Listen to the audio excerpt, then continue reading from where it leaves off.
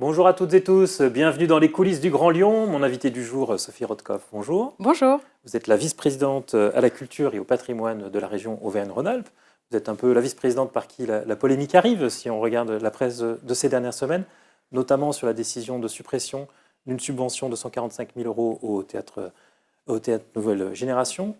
Une suppression qui, selon une pétition signée par 8 anciens ministres de la Culture, déshonore la région Auvergne-Rhône-Alpes. Alors êtes-vous celle qui déshonore la région ?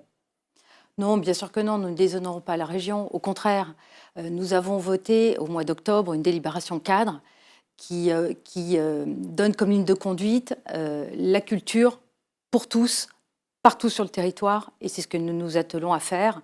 Et effectivement, cela entraîne un certain nombre de rééquilibrages, notamment entre les métropoles et les territoires les plus éloignés de la culture. C'est ce que nous faisons, dont un certain nombre de baisses de subventions. 5 baisses de subventions à la dernière commission permanente pour 120 hausses, notamment sur des festivals.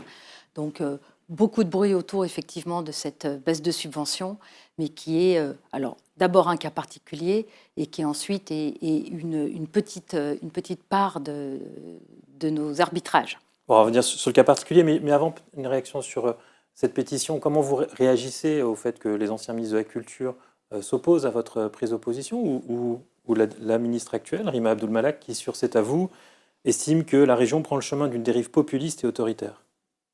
Bien sûr que non. Nous, ce que nous souhaitons, et je vous l'ai déjà dit, c'est vraiment de placer l'habitant au cœur de nos politiques culturelles. Et c'est ce que nous faisons.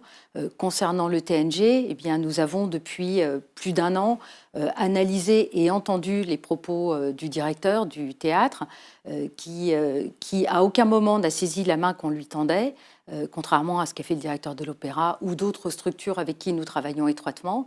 Nous avons bien compris qu'il était dans une opposition totale, qu'il ne se reconnaissait pas dans nos politiques culturelles. Et donc, nous avons décidé d'arrêter nos relations avec ce théâtre. Mais c'est évidemment un cas particulier. Quant aux propos de la ministre, je pense, et des anciens ministres qui ont signé la pétition, je pense qu'ils n'ont pas tous les éléments pour pouvoir juger de manière objective nos politiques. Mais ça vous navre de les voir prendre ce type de position? Bien sûr que ça me navre, puisque nous avons, je vous l'ai dit, augmenté plus de 120 lignes de subventions, notamment sur des festivals, des petits festivals, qui permettent d'irriguer les territoires les plus éloignés. Nous sommes en charge de 8 millions d'habitants, et non pas uniquement des 2,5 millions d'habitants résidant dans les métropoles, et nous nous devons d'amener la culture au plus près de ces territoires. Revenons sur Joris Mathieu, directeur du TNG.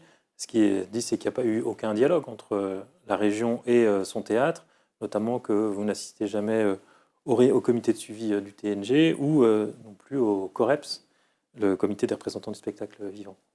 Alors, les comités de suivi, je n'y participe pas, je ne participe à aucun comité de suivi. Ça, ce sont les services qui le font, puisque c'est très chronophage. Et si je m'intègre dans les comités de suivi, je n'ai plus le temps d'aller sur le territoire et aller à la rencontre et des habitants et des structures culturelles de notre région. En ce qui concerne le COREPS, j'ai participé à toutes les réunions du COREPS qui ont eu lieu. Nous le coprésidons avec le DRAC, le directeur régional des affaires culturelles, et j'ai participé à toutes les réunions. Une prochaine est programmée. Donc non, il n'y a pas du tout de problème de ce côté-là. Donc ce qui vous reproche, c'est d'être dans des relations personnelles avec les théâtres plutôt que dans des discussions collectives qui donnent un horizon clair à tout le monde sur votre politique. C'est un choix. Nous travaillons avec les structures qui acceptent de travailler avec nous, parce qu'il faut être deux pour se mettre autour de la table et pour dialoguer. Et donc là, le dialogue, effectivement, est rompu. C'est regrettable. Mais en tout cas, nous travaillons étroitement avec toutes les structures culturelles, je vous l'ai déjà dit, comme l'Opéra, qui acceptent la main tendue et qui travaillent avec nous sur des objectifs précis. Est-ce que ce n'est pas un moyen de donner un peu vos directives en termes de programmation culturelle ? Pas du tout. Nous n'intervenons pas du tout dans les programmations. Ce serait de l'ingérence que nous nous refusons de faire. Bien évidemment, aucun droit de regard sur les programmations que décident les directeurs, bien sûr. Et pourquoi ne pas attribuer les subventions, s'engager sur des subventions sur plusieurs années pour permettre aux organisateurs d'événements culturels de se projeter dans le temps? Alors là, il y a une certaine forme d'hypocrisie dans ces... je pense que vous faites allusion au CPO, ce qu'on appelle les conventions pluriannuelles d'objectifs. Comme leur nom l'indique, on fixe des objectifs. À chaque fois qu'une subvention est mentionnée, il est bien précisé en dessous que les budgets étant votés annuellement, eh bien, les subventions sont décidées annuellement et donc nous tenons au fonctionnement d'une collectivité, c'est-à-dire qu'on peut fixer des objectifs évidemment à 3, 5, 7 ans. En revanche, les budgets sont votés chaque année. Ce qui vous est reproché en la matière, c'est que les budgets sont votés chaque année, parfois assez tardivement. Certaines subventions n'ont pas encore été adoptées pour 2023, alors que les programmations culturelles, elles, sont déjà engagées, ce qui fragilise les acteurs culturels. Nous tenons un calendrier. Il est vrai que nous essayons de faire au mieux pour coller au plus près des calendriers. Maintenant, on a aussi des contraintes administratives qui font que parfois, sur certains dossiers, on prend un peu de retard. Mais en tout cas, ça reste quand même relativement confidentiel et à la marge. Vous avez parlé des baisses qui ont été décidées la semaine dernière, notamment le festival Woodstower, qui se plaint de ne pas avoir été prévenu, avec sa subvention complète de 34 000 euros. Est-ce que dans les échanges que vous avez avec les organisateurs de festivals, il n'y a pas un manque ? Non, il n'y a pas de manque. Il faut remettre un petit peu l'église au milieu du village. Quand on annonce des chiffres, ça paraît toujours énorme. Ça ne représente que quelques pourcents dans le budget d'un festival ou d'une structure culturelle. Nous ne sommes, dans ce cas-là en tout cas, pas le plus gros financeur. Et là aussi, nous avons fait le choix de nous recentrer sur les territoires les plus éloignés de la culture et de nous éloigner un peu de certains festivals très lyonnais. Et au final, quel est le budget de la culture? Parce qu'on écoute l'opposition, ils disent que les 4 millions d'euros que vous aviez fait de coupe l'année dernière n'ont pas été compensés dans les budgets. En réalité, il y a une baisse du budget culturel. Il n'y a aucune baisse du budget culturel. Il a été sanctuarisé à hauteur de 62 millions d'euros. Il faut rajouter à ces 62 millions 52 millions qui ont été dépensés depuis 2016 sur des thématiques d'aménagement du territoire, notamment des rénovations de musées, de théâtres, rénovation ou création de nouvelles structures culturelles et qui ne sont pas dans le budget de la culture. Et puis les 4 millions d'euros d'éducation artistique et culturelle qui sont dépensés à l'intention des lycéens, notamment via le Pass Région. Alors, ce qui vous est souvent opposé, c'est que la région Auvergne-Rhône-Alpes est celle qui dépense le moins par habitant. C'est 8 euros par habitant de la région, quand la moyenne des autres régions est plutôt à 12 euros par habitant. Alors quand on compacte tout cela, on est bien au-delà des 8 euros.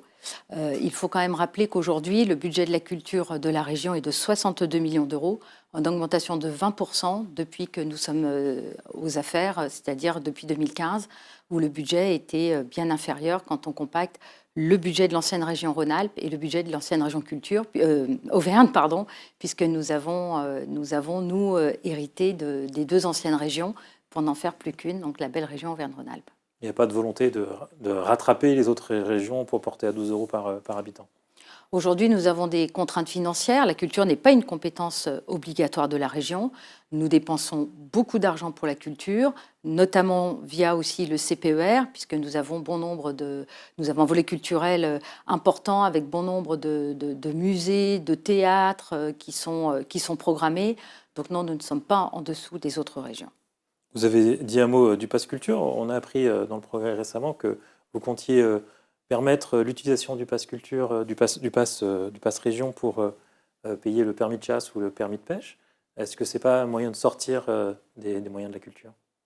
Non, pas du tout. C'est un complément de propositions que l'on fait aux jeunes. Il y a effectivement beaucoup de jeunes qui s'intéressent et à la pêche et à la chasse. Et donc, on va les accompagner là aussi, de la même façon qu'on les accompagne quand ils vont dans les musées, dans les festivals ou dans tous les lieux culturels de la région.